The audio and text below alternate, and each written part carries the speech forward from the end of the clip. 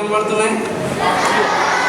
నేను అప్పుడప్పుడు మిమ్మల్ని క్వశ్చన్స్ అడుగుతాను, అప్పుడు నేను మంచిగా సమాధానం మంచిగా చెప్తున్నాను, అందుకే శబాష్ అనుకున్నాను. Right, okay. అయితే ఫ్లవర్స్ కనబడుతున్నాయి, ఫ్లవర్ వాస్ ఉంది కదా. ఇది ఎవరో తెలుసా? నువ్వే అనుకోండి, ఇది నేనే. మంచి బ్యూటిఫుల్గా ఉన్నారు కదా, కలర్ఫుల్ గ్రీన్ అండ్ ఎల్లో, దట్టి ఫెల్లో కదా. కాదు, మంచి పిల్లలు మీరు, మంచోళ్ళు కదా. అయితే మీరు మంచిగా సండే స్కూల్కి వస్తున్నారా? ఎవ్రీ సండే అమ్మా నాన్న మాట వింటున్నారా? స్కూల్కి బంక్ కొట్టకుండా పోతున్నారా? డమ్మ కొట్టకుండా హోంవర్క్ చేస్తున్నారా? చేస్తున్నారు హోంవర్క్? మంచిగా బుద్ధిమంతులుగా ఉంటున్నారా? మంచిగా రోజు టీవీ చూస్తున్నారా? కార్టూన్ ఛానల్, సినిమాలన్నీ చూస్తున్నారా? అయితే మంచోళ్ళ చిల్డ్రన్ అంటారు కదా, చూడకూడదు మనం, ఓకేనా? మనం యేసయ్య బిడ్డలం కదా, అవన్నీ చూడకూడదు, బైబిల్ చదువుకోవాలి, ఓకేనా? అయితే వినాలి, జాగ్రత్తగా వింటే అర్థమవుతుంది. ఇది మనం ఇట్లా అన్నీ చేస్తున్నాం కదా, మంచి పనులు ఇట్లా నీట్గా అందంగా కనపడతామంట. అయితే ఒక్కొక్కసారి ఏమవుతుందంటే మన స్నేహితులు లేదా మన తెలిసిన వాళ్ళు లేదా మా స్కూల్లో కానీ ఎవరన్నా మన దోస్తులు ఎవరన్నా ఏమంటారంటే నిన్ను చెడగొట్టడానికి ప్రయత్నం చేస్తారు. అప్పుడు నువ్వేం చేస్తావు అంటే బాగుంది కదా అని వాడి మాటలే వింటావు. ఉదాహరణకు నీకు అబద్ధాలు ఆడడం అస్సలు రాదు, ఎందుకంటే యేసయ్య బిడ్డవు కాబట్టి నువ్వు. కానీ మీ దోస్తు గురించో లేకుంటే ఎవరైనా కొడతారని భయపడిపోయి అబద్ధం ఆడతావు. ఫోటోస్ నువ్వు అబద్ధం ఆడతావు. అబద్ధం ఆడినప్పుడు ఏమవుతుందో తెలుసా? అబద్ధం మంచి లక్షణమా? బ్యాడ్ హ్యాబిట్ కదా. అప్పుడు ఒక ఫ్లవర్ ఊడిపోతుంది, ఒక ఫ్లవర్ పడిపోయింది అంటే కొంచెము నువ్వు బోడిగా అయిపోయినావు. అప్పుడు తర్వాత మళ్ళా కొన్ని రోజుల తర్వాత అబద్ధాలు ఆడుతూనే ఉంటావు. అట్లనే మళ్ళీ ఏం చేస్తావు అంటే అబద్ధాలు ఆడటమే కాదు కానీ సండే స్కూల్ మానేయడం ప్రారంభిస్తాం. సండే స్కూల్కి వెళ్ళవు. అప్పుడేమవుతుంది? ఇంకొక ఫ్లవరు పడిపోయింది. ఇవన్నీ చేస్తారా మీరు? అప్పుడప్పుడు చేస్తారు కదా, చేస్తారు, నాకు తెలుసు. సండే స్కూల్కి వెళ్ళమంటే అమ్మా నేను వెళ్ళనమ్మా నాకు కడుపు వస్తుంది అన్నారు, అబద్ధం ఆడతారు. రైట్. తర్వాత బూతులు తిట్టడం మొదలు పెడతారు స్కూల్లో. బూతులు తిడతారా? మీరు మంచి పిల్లలే, కానీ కొంతమంది తిడతారు, నాకు తెలుసు. బూతులు తిట్టడం మొదలు పెడితే ఇంకొక ఫ్లవర్ కూడా పడిపోతుంది. ఇంకేం మంచి అలవాట్లు ఉన్నాయి మీకు చెప్పండి? మంచి అలవాటు కాదు, బ్యాడ్ హ్యాబిట్స్. హోంవర్క్ చేయడం మానేస్తారు. టీచర్తో బాగా తన్నులు తింటా ఉంటే ఉన్న ఫ్లవర్ కూడా రాలిపోతుంది కదా. తర్వాత ఇంకా టీవీ ముందే కూర్చుంటారు. చర్చిలోనేమో సండే స్కూల్ అన్నవాళ్ళు, పాస్టర్ గారు టీవీ చూడొద్దురా, బైబిల్ చదువుకోవాలి, మంచిగా యేసయ్యకి ప్రార్థన చేయాలని చెప్తే టీవీ ముందు నుంచి కదలరు. అప్పుడు ఏమైపోతారు మీరు? మొత్తము ఇట్లా అయిపోయినారు. ఇప్పుడు మంచిగా ఉందా ఇది? ఇందాక బాగుందా, ఇప్పుడు బాగుందా? ఇంతకుముందే బాగుంది కదా. అయితే బోడిగా అయిపోతారు. ఇట్లా అయిపోయినప్పుడు మీ దగ్గరికి ఎవ్వరూ రారు. మీ ఫ్రెండ్స్ అందరే బోడిగాడు వాడి దగ్గరికి వెళ్ళొద్దండి, వాడు అన్ని అబద్ధాలు ఆడతాడు, వాడు ఊరికే టీవీ ముందే కూర్చుంటాడు, సండే స్కూల్కి రాడు, అమ్మ నాన్న మాట వినడు, ఇంకా హోంవర్క్ చేయడు, స్కూల్లో తన్నులు తింటాడు, వేస్ట్గా వాడి దగ్గరికి వద్దు అంటారు ఫ్రెండ్స్. అంటారా? గర్ల్స్కి కూడా, బాయ్స్కే కాదు అంటారా? మీరు ఏం చేస్తారు? ఏడుస్తూ ఉంటారు. ఇంట్లో ఏడుస్తారు, ఏడవరా? అయ్యో నా ఫ్రెండ్స్ రావట్లేదు, నన్ను ఎవరు కేర్ చేయట్లేదు, నేనంటే ఎవరికి ఇష్టం లేదని ఏడుస్తారు. ఏడ్చినప్పుడు మీరు ఒక్క పని చేయాలి. మీరు అట్లా ఏడవడం కాకుండా మళ్ళీ ఏం చేయాలి? మీరు యేసయ్య దగ్గరికి వెళ్ళాలి. ఒంటరిగా రూమ్లోకి వెళ్ళి ప్రార్థన చేసుకుని, యేసయ్య నన్ను క్షమించు ప్రభువా, ఇక నుంచి నేను నీ బిడ్డగా ఉంటాను యేసయ్య, ఇక నుంచి నేను నీ మాట వింటాను యేసయ్య, నన్ను నీ బిడ్డగా చేసుకో యేసయ్య అని రోజు ప్రార్థన చేయాలి. ఒకసారి కాదు, చేస్తారా?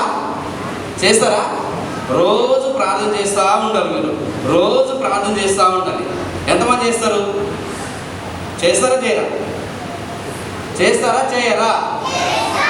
రోజు ప్రార్థన చేస్తూ ఉండాలి యేసయ్య. ఎంతమంది చేస్తారు? చేయొద్దండి. నిజంగా చేస్తారా చేయరా? ఊరికి నేను ఎంతమంది ఎత్తుతున్నారా?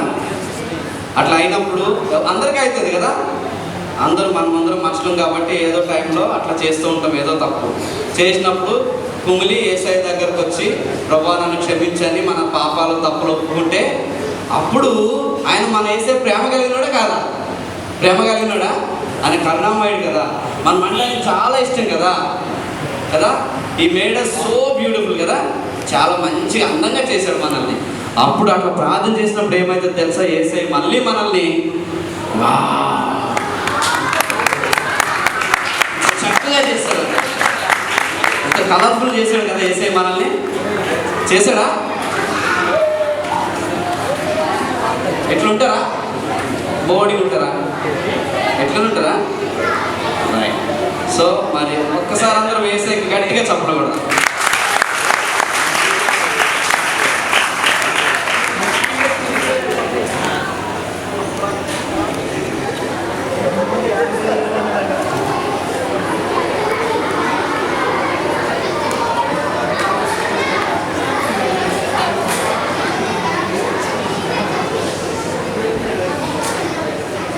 ఓకే, మీకు ఒక చాయిస్. నేను ఇంకొక మ్యాజిక్ చేస్తాను. మ్యాజిక్ చేయనా లేకుంటే పప్పెట్ షో చేయనా? మ్యాజిక్ అన్నవాళ్ళు చేయొద్దండి. ఫస్ట్ మ్యాజిక్ అన్నవాళ్ళు, ఫస్ట్ పప్పెట్ షో అన్నవాళ్ళు చేయొద్దండి. సో మ్యాజిక్ అబ్బా పెద్దవాళ్ళందరూ పప్పెట్ షో అన్నారు, కానీ మ్యాజిక్ రెండునా? ఓకే సరే, మళ్ళీ మ్యాజిక్ చేద్దాం. చాలామంది మ్యాజిక్ అంటున్నారు కదా, తర్వాత డైరెక్ట్ పప్పెట్ షోలోకి వెళ్ళిపోతాం మనం. ఓకేనా?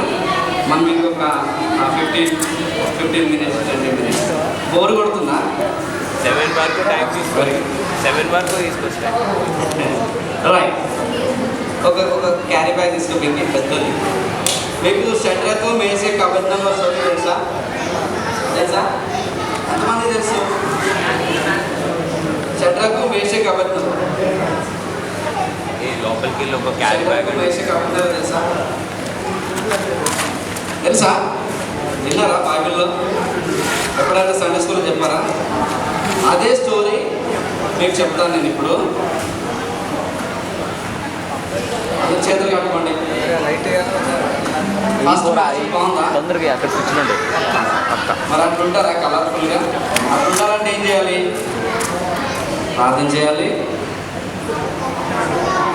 వాక్యం చదవాలి, అబద్ధాలు ఆడాలి. ఆడకూడదా? బైబిల్ చదవాలి, వాక్యం అన్న బైబిల్ అన్న కదా. రైట్. మాకు అబద్ధించారు. రైట్. ఓకే, అలా నాన్న ఇక్కడ ఈ కవర్ చూపించాలని ఏమైనా ఉన్నదా కవర్లో? ఎవరైనా చెక్ చేస్తారు వచ్చి ప్లీజ్? ఒక్కలే మా వీడియో చెక్ చేస్తాం. చెక్ చేయడం వాళ్ళకి చెప్పేమని ఉన్నదని కదా. Right, hold. అయితే జాగ్రత్త వినండి, ఆ కవర్ సంగతి వదిలేసేయండి. షడ్రకు మేషకు అబద్ధంలో నేనే పట్టుకుంటాను, మళ్ళీ వీడియో వేసినాడు ఏమనుకుంటాను, నేనే పట్టుకుంటాను. ఓకే, షడ్రకు మేషకు అబద్ధంలో అని ఎక్కడ వేసినారు? అవని ఎక్కడ వేసారు చెప్పండి? ఎందుకు వేశారు? అవును, సూపర్. ఓకే, అయితే అక్కడ ఒక పెద్ద బొమ్మ పెట్టి దాన్ని పూజ చేయమంటాడు రాజు కదా. అయితే వీళ్ళు ఏం చేస్తారు? మేము చెయ్యం, మేము మా దేవుడికే మొక్కుతాం అనేసి ఖచ్చితంగా వాళ్ళు నిర్ణయం తీసుకుంటారు. అయితే అట్లా రాజాజ్ఞను ఉల్లంఘించిన వాళ్ళు ఏం చేస్తారు తెలిసి అప్పట్లో? అగ్నిగుండంలో వేస్తారు. అయితే షడ్రకు మేషకు అబేద్నెగో అని ముగ్గురు యవనస్తులు ఉన్నారు. యవనస్తులు అంటే మీకంటే కొంచెం పెద్దోళ్ళు కదా, యూత్ అన్నాడు. అయితే వాళ్ళు ముగ్గురు కూడా రాజు ఆజ్ఞను ఎదిరించి లేదు మేము యేసయ్యకే మొక్కుతాం, మా దేవుడికే మొక్కుతామని ప్రార్థన చేసినప్పుడు రాజు తీసుకొచ్చి వాళ్ళని అగ్నిగుండం దగ్గర నిలబెట్టాడు. నిలబెట్టి ఏం చేశాడు తెలుసా? దాన్ని ఇంకా హై చేసేసాడు, ఫైర్ని ఇంకా ఎక్కువ ఫైర్ పెట్టేశాడు మామూలు కంటే. అప్పుడు ఆ ఫైర్ని ఎక్కువ చేసినప్పుడు ఏమైంది తెలుసా? అక్కడ దగ్గరలో ఉంటారు కదా ఒక సైనికుడు ఉంటాడు కదా ఫైర్ దగ్గర, ఆయన కూడా కాలిపోయాడంట ఆ వేడికి, అంత ఎక్కువ మంట పెట్టినారు. అర్థమైంది నేను చెప్పేది? అయితే అప్పుడు ఏమైందో తెలుసా మీకు? ఏమైందో చూద్దాం. అలాగే రానా ఎంటీ కవర్ అయ్యింది తీసారు కదా, పట్టుకో. రైట్, ఈయన షడ్రక్ అనుకుందాం. ఈయన ఓకేనా? ఎవరు? షడ్రక్. షడ్రక్ని అగ్నిగుండంలో వేసేసారు. ఓకేనా? ఈయన మేషక్. మేషక్ని కూడా అగ్నిగుండంలో వేసేసారు. ఈయన ఎవరు? అబేద్నగోను కూడా అగ్నిగుండంలో వేసేసారు. ఎంతమందిని వేశారు? నువ్వు పైకి ఎక్కుతావా? రైట్, ఇటు చూడు. ముగ్గురిని అగ్నిగుండంలో వేశారు. వేసినప్పుడు కాలిపోయారా? చచ్చిపోయారా? చచ్చిపోలేదు. అయితే రాజు వెళ్ళి చూస్తూ ఉన్నాడట. చూస్తూ ఉంటుంటే అక్కడ షడ్రక్ కనిపించాడట. కనిపించాడు. పింకి ఇక్కడ. తర్వాత మేషక్ కూడా కనిపించాడట. ఇంకెవరున్నారు?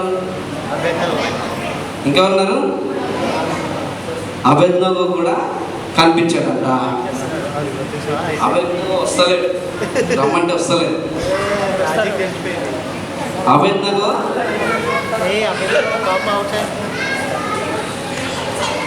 కనిపించాడట. ఓకే, ఇంకా ఇంకెవరున్నారు? ఎవరు లేరు. వాళ్ళు ముగ్గురితో పాటు జీసస్ కూడా ఉన్నాడంట కదా. సూపర్ కదా. సో అట్లా దేవుడు ఏసై అందరూ గట్టిగా చెప్పకూడదు. మనము శ్రమల్లో ఉన్నప్పుడు, కష్టాల్లో ఉన్నప్పుడు ఏసైకి ప్రార్థన చేస్తాం అనుకోండి, ఆయన తన దూతలను పంపించి మనల్ని కాపాడుతాడు. ఆ విధంగా ఓకేనా? మీరు చాలా మంచి పిల్లలు, మంచిగా వింటున్నారని.